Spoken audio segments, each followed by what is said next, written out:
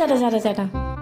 എന്താ പുറത്തു പോകുമ്പോ പുറകുന്ന് വിളിക്കരുതെന്ന് പറഞ്ഞിട്ടില്ലേ? പിന്നെ പറച്ചില് കേട്ടാ തോന്നും വല്ല പണിക്ക് പോവാനാണ്. ആ കണ്ടത്തില് പിള്ളേര് കളിക്കണ്ട് നോക്കി നിക്കാനല്ലേ. വന്ന കാര്യം എന്താച്ചാ പറ. അതെ, കയ്യില് പൈസ ഉണ്ടെങ്കിൽ 1,500 രൂപ തരുമോ? 5,000? നിനക്കെന്താ 5,000ന്റെ ചെലവ്? ആ രേഷ്മില്ലേ, അവള് ബ്യൂട്ടി പാർലറിൽ പോണ്ട്. അപ്പൊ ഞാനും. എടി, രേഷ്മ എന്ന് പറഞ്ഞ അവൾക്ക് ഭംഗിയില്ല. നീ അങ്ങനെയാണോ? നീ അഴക് സുന്ദരിയല്ലേ?